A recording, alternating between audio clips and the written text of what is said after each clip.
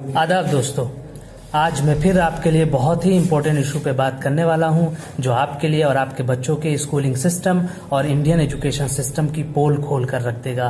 तो इसके लिए मैं आपको चंद मिसालें दूंगा जिससे आप समझ पाएंगे कि इंडियन स्कूलिंग सिस्टम और एजुकेशन सिस्टम कहाँ जा रहा है। तो मुलाहिजा करें कि शिमाली यूरोप का एक छोटा सा मुल्क फिनलैंड भी है जो रकबे के लिहाज से 65, जबकि आबादी के एतबार से दुनिया में 114वें नंबर पर है। मुल्क की कुल आबादी 55 लाख के लगभग है, लेकिन आप कमाल देखें, इस वक्त तालीमी दर्जाबंदी के एतबार से फिनलैंड पहले नंबर पर है, जबकि सुपर पावर अमेरिका 20वीं नंबर पर है।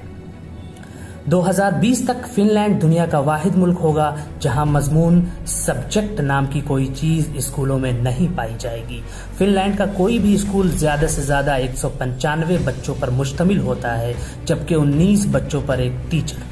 दुनिया में सबसे लंबी ब्रेक भी फिनलैंड में ही होती है। बच्चे अपने स्कूल टाइम का 75 मिनट ब्रेक में गुजारते हैं।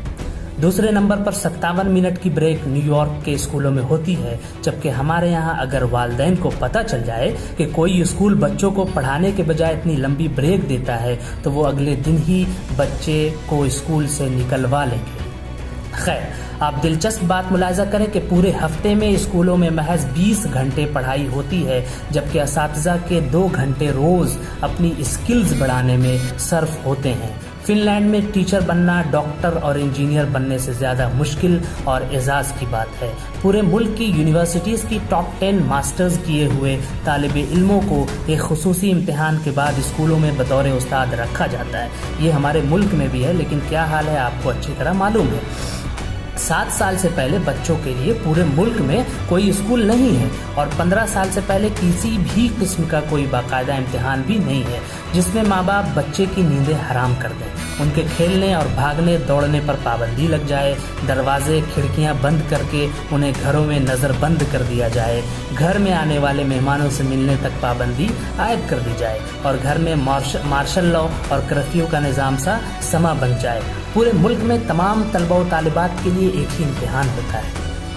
रियाजी के एक उस्ताद से पूछा गया कि आप बच्चों को क्या सिखाते हैं, तो वो मुस्कुराते हुए बोले, मैं बच्चों को खुश रहना और दूसरों को खुश रखना सिखाता हूँ, क्योंकि इस तरह वो जिंदगी के हर सवाल को बआसानी हल कर सकते हैं। हजरत अली ने फरमाया, जिसमें अदब नहीं उसमें दीन नहीं। मुझे नहीं मालूम कि जापान वाले हजरत अली रज़ी अल्लाह अन्हु को कैसे जानते हैं और हमें अभी तक उनकी ये बात मालूम क्यों नहीं हो सकी। बहरहाल इस पर अमल की जिम्मेदारी फिलहाल जापान वालों ने ले रखी है। हमारे एक जानने वाले हैं, उनके दोस्त जापान गए और एयरपोर्ट पर पहुंचकर उन्होंने अपना तारुफ करवाया कि वो एक उस्ताद हैं और फिर उनको लगा कि शायद वो जापान के वजीर आज़म हैं। ये है कौमों की तरक्की और उरूज ज़वाल का राज।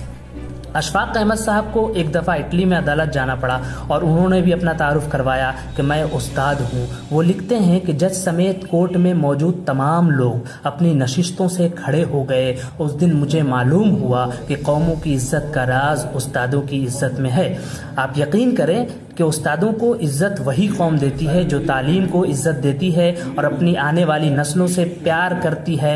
जापान में मुआशरती उलूम पढ़ाई नहीं जाती है क्योंकि यह सिखाने की चीज़ है और वो अपनी नस्लों को बहुत खूबी के साथ मुआशरत सिखा रहे हैं। जापान के स्कूलों में सफाई सुथराई के लिए बच्चे और असातिज़ा खुद ही एहतमाम करते हैं। सुबह 8 बजे स्कूल आने के बाद से 10 बजे तक पूरा स्कूल बच्चों और असातिज़ा समेत सफाई में मशगूल रहता है।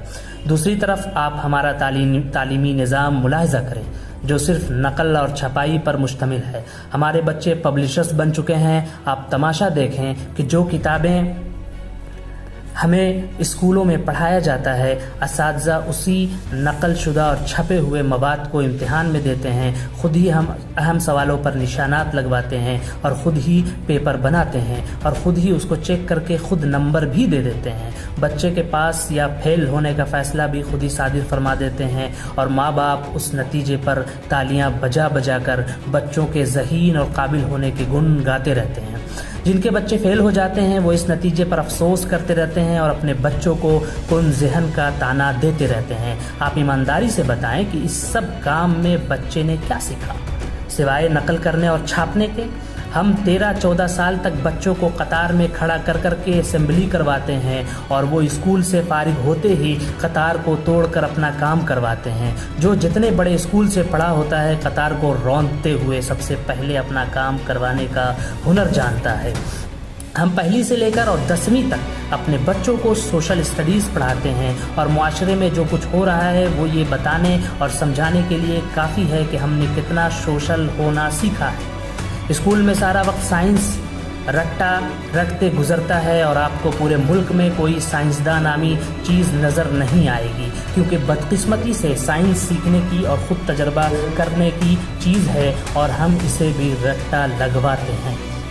آپ حیران ہوں گے کہ میٹرک کلاس کا پہلا امتحان 1858 میں ہوا اور برطانوی حکومت نے یہ طے کیا کہ بر صغیر کے لوگ ہماری عقل سے آدھے ہوتے ہیں، اس لیے ہمارے پاس پاسنگ مارکس 65 ہیں، تو بر صغیر والوں کے لیے 32.5 یعنی 32.5 ہونے چاہیے. 2 سال بعد 1860 میں اساتذہ کی آسانی کے لیے پاسنگ مارکس 33 کر دیے گئے اور ہم 2018 میں بھی انہی 33 نمبروں سے اپنے بچوں کی ذہانت کو تلاش کرنے میں مصروف ہیں. میرا خیال ہے کہ اسکولز کے پرنسپل صاحبان اور تمام ذمہ دار اساتذہ کرام سر جوڑ کر بیٹھ جائیں اور اس گلے سڑے اور بوسیدہ نظام تعلیم کو اٹھا کر پھینکیں. بچوں کو طوطا بنانے کے بجائے قابل بنانے کے بارے میں سوچیں. یہ 21ویں صدی ہے، دنیا چاند پر پہنچ رہی ہے اور ہم ابھی تک رٹا سسٹم کو سینے سے لگائے ہوئے ہیں. ہمیں غور کرنا چاہیے کہ ہم اپنے ایجوکیشن سسٹم کو کیسے درست کر سکتے ہیں، کیسے سدھار کر سکتے ہیں، اور ہماری گورنمنٹ کو بھی اس بات کا خیال ہونا چاہیے کہ ہمارے اسکولی سسٹم کے نظام کو، کالجز کے سسٹم کے نظام کو درست کر دیں اور صحیح کر دیں، تاکہ آنے والی نسلیں ہمارے ہندوستان کی مستقبل بن کر تیار ہو جائیں اور ان کا گروتھ ہو سکے. تو دوستو، اگر یہ ویڈیو آپ کو بہت اچھی لگی ہے تو لائک کریں، کمنٹ کریں اور سبسکرائب کرنا نہ بھولیں. اس کے ساتھ میں آپ کے لیے بہت اچھی ویڈیو لے کر آؤں گا اور آپ مجھے کمنٹ میں ضرور بتائیں کہ آپ کو اور کس طرح کی ویڈیو چاہیے. شکریہ.